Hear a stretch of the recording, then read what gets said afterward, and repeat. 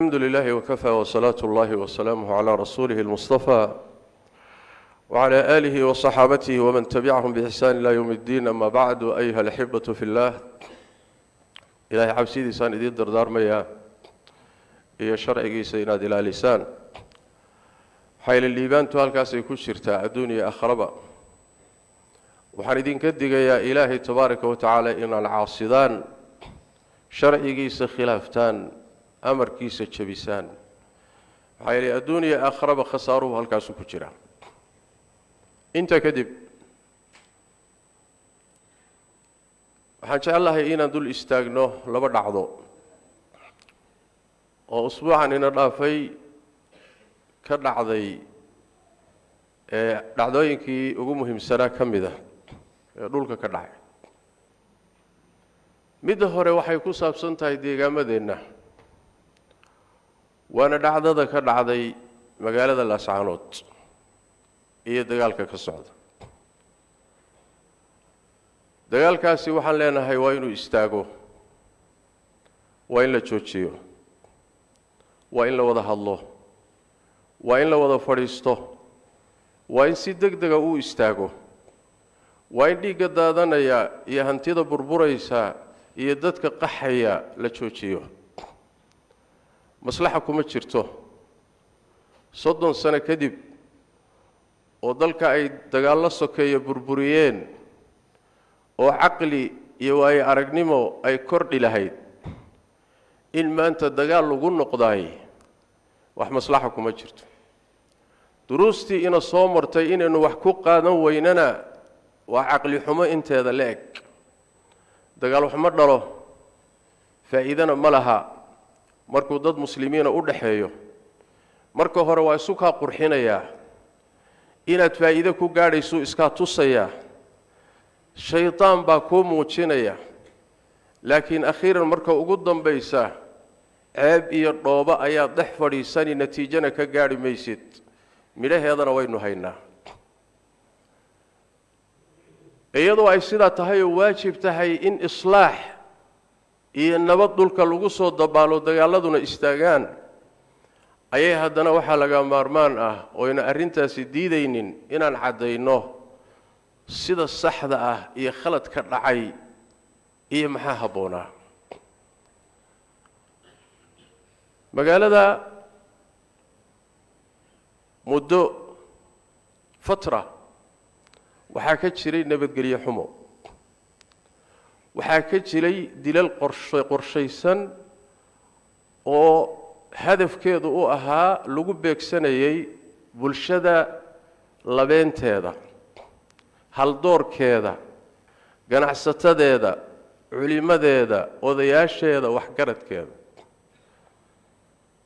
ka duwan deegaamada kale ee xukuumadda Soomaaliland ay ka taliso oo muddadii 30 sano ahayd nabad iyo horumar iyo barwaaqo iyo wax Ilaahay lagu mahadiyo laguna farxo ku sugnaa. aad iyo aadna ay tahay in loo ilaaliyo loona hormariyo, iyadoo deegaamada kale Soomaalida intooda badan qaraxyo iyo nabadgelyo xumo iyo dhibaatooyin iyo muwaajahaad ka jireen. haddana muddadaasi deegaamadaasi inay nabad iyo horumar iyo istiqraar ay ku noolaayeen waa wax lagu farxo, ayna tahay in la sii xoojiyo oo aan dhaawac loo geysan. laakiin waxaa ka duwanayd magaalada Laascaanood. dilalka dhacaya muddada soo socday, mas-uuliyaddeeda waxaa iska lahaa inay ama meel ku sheegto ama soo afjarto xukuumaddii meesha ka talinaysa. yaa samaynaya, yaa dadka laynaya, yaa dadka iqtiyaalaya. maxaa ka duway magaaladan magaalooyinka kale? waa su'aal isweydiin loo jawaab uga baahan xukuumadda.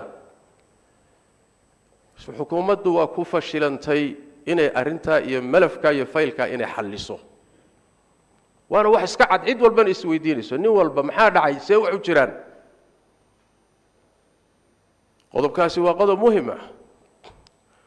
qodobka labaad ee mudan in la tilmaamo wuxuu yahay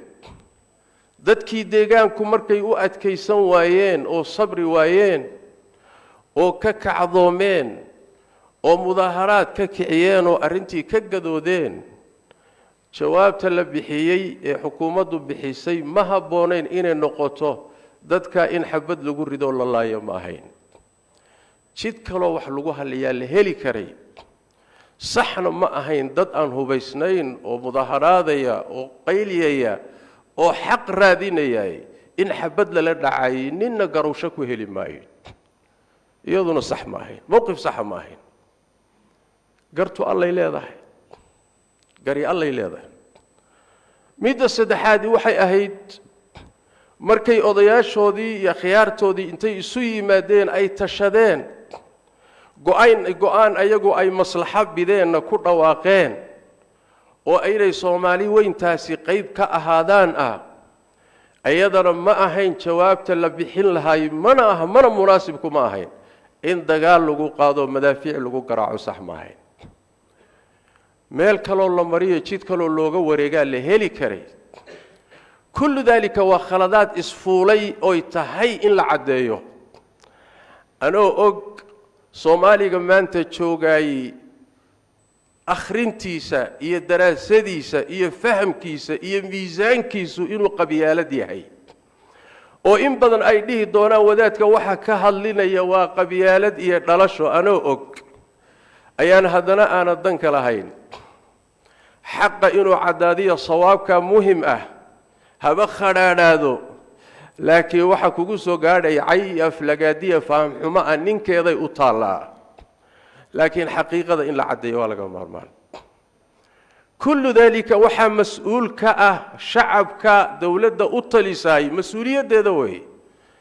ayada laga rabaa shacabka amnigiisa inay ilaaliso iyada laga rabaa istiqraarka inay ka shaqeyso ayada laga rabaa wixii dib ku soo kordho dadka inay iyadu xalliso iyada laga rabaa mashaakishani intaynan isqalin inay wax ka qabato mas'uuliyad dawladeed waay waxaan ma yimaadeen hadii ay hore wax loo xallin lahaa ayadoo taasi jirto ayaa haddana waxaan leeyahay xal ma aha dagaalku ninku faa'iidayna ma jiro waa in la joojiyo maslaxadana loo soo noqdo wada hadal loo soo laabto ummaddu wada fadhiisato dhiiga la daadinayo la joojiyo magaalooyinka la garaacayo la joojiyo dadka qaxaya la joojiyo dhibaatadan socota in ay istaagto way